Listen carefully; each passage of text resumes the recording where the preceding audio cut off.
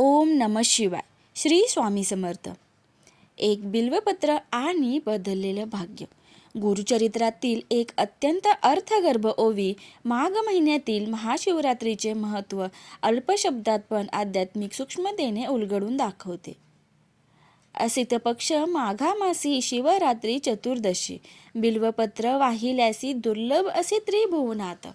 माघ महिन्याच्या कृष्ण पक्षातील महाशिवरात्रीला महादेवाच्या पिंडीवर केवळ एक बिल्वपत्र अर्पण करून केलेली भक्ती खूपच दुर्मिळ आणि पुण्यदायी मानली जाते, असे गुरुचरित्र अत्यंत ठामपणे सांगते. शिवभक्तीसाठी आवश्यक असलेली साधन सामग्री मोठे विधी किंवा दीर्घ तपश्चर्या नव्हे, तर शुद्ध भावाने अर्पण केलेले एक साधे बिल्वपत्र सुद्धा अनंत फल देऊ शकते. ही या ओवीतील मूलभूत शिकवण आहे. पण लगेच पुढील ओवीत गुरुचरित्र मानवी स्वभावावर नेमके आणि तीक्ष्ण बोट ठेवते. ऐसे अनुपम्य स्थान असता नवजाती मूर्ख एकता शिवतीर्थी असे दुर्लभता नेनती मूड बधीर जाना. इतकी श्रेष्ठ अनुपम आणि दुर्लभ संधी समोर असतानाही अज्ञानाने ग्रासलेले लोक तिचे महत्त्व समजून घेत नाहीत. उदासीनतेमुळे ते या अमूल्य क्षणाकडे पाठ फिरवतात. या दोन ओव्यातूनच गुरुचरित्राचा गाभा स्पष्ट होतो. ईश्वर कृपा सहज उपलब्ध आहे, पण ती ओळखण्याची दृष्टी माणसाकडे नसते. हे तत्त्व केवळ तात्विक उपदेशांपुरते मर्यादित राहत नाही, तर गुरुचरित्रात एका हृदयद्रावक कथेद्वारे ते खोलवर मनावर कोरले जाते. एक स्त्री चांडाळ जातीत जन्मास आली होती. जन्मापासूनच अंध असलेली ती दुःख, उपेक्षा आणि दारिद्र्य यांची जणू चालती बोलती प्रतिमा होती.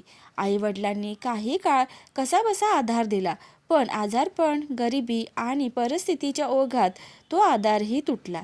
शिळे उष्टे अन्न, पुढे महारोग आणि अखेरीस नातलगांची पूर्ण उपेक्षा. अन्न नाही, वस्त्र नाही, सन्मान नाही, अशा अवस्थेत तिचे आयुष्य भीक मागत सरकत राहिले. म्हातारपण आले, रोग वाढले, दुःखे असह्य झाली, मृत्यू यावा अशी तीव्र इच्छा झाली, पण तोही जणू तिला चुकवत होता.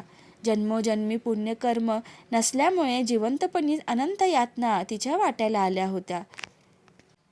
अशाच अवस्थेत माघ महिना उजाडला. महाशिवरात्रीच्या पवित्र दिवशी गोकर्ण क्षेत्री महाबळेश्वराच्या दर्शनासाठी गावोगावचे असंख्य स्त्री पुरुष शिवनामाचा घोष करत, नाचत गात भक्तिभावाने निघाले होते. ही चांडाळणीही इतर भिकाऱ्यांसोबत रडत ओरडत धर्म करा म्हणत हात पुढे करत चालली होती. पोटात अन्नाचा कण नव्हता, अंगावर वस्त्रे नव्हती, संपूर्ण शरीर दुर्गंधीने भरलेले होते. कुणालाही तिची दया आली नाही. त्या दिवशी तिला काहीच मिळाले नाही, त्यामुळे कडकडीत उपवास आपोआपच झाला. रात्रभर शिवनामघोष कानावर पडत राहिला. जागरणही नकळतच घडले. एका भाविकाने भिक्षा म्हणून तिच्या हातात एक बिल्वपत्र ठेवले. ते खाण्यायोग्य नाही हे लक्षात येताच तिने ते रागाने ते फेकले. वाऱ्याने उडत ते नेमके महाबळेश्वर शिवलिंगावर पडले. एवढ्याशा घटनेने व अनाहूत उपवास, अजाणते जागरण, शिवनामश्रवण आणि नकळत झालेले बिल्वपत्र पूजन यामुळे तिची शतजन्माचे पातके भस्म झाले आणि भगवान शंकर प्रसन्न झाले. ही कथा केवळ करुणेची नाही, तर महाशिवरात्रीच्या गूढ आणि सूक्ष्म अर्थाची ओळख करून देणारी आहे. गुरुचरित्र स्पष्ट करते की शिवकृपा बाह्य कर्मकांडावर अवलंबून नसते.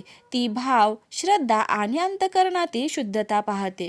भक्ती जाणीवपूर्वक असो किंवा अजाणतेपणी घडलेली, जर ती शिवतत्वाशी जोडली गेली तर ती जन्मोजन्माचे बंधन तोडण्याची ताकद ठेवते.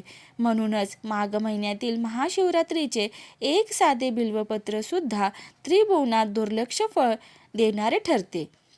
हीच गोष्ट गौतम ऋषींनी ब्राह्मण व सतीच्या शापात अडकलेल्या मित्रसह राजाला समजावून सांगितले. या कथेनंतर त्यांनी राजाला स्पष्ट सल्ला दिला, महाशिवरात्रीला उपवास कर, बिल्वपत्राने भगवान शिवाची पूजा कर. असे केल्याने तू सर्व पापातून मुक्त होशील आणि शिवलोक प्राप्त करशील. येथे गुरुचरित्र केवळ धार्मिक विधान करत नाही, तर एक खोल आध्यात्मिक सत्य मांडते. शिवपूजा म्हणजे पापपुण्याच्या गणितापलीकडे जाऊन अंतःकरणातील अज्ञान, अहंकार आणि अंधार जाऊन टाकण्याची प्रक्रिया आहे. आपल्या भक्तीत अनेक अपूर्णता असू शकतात.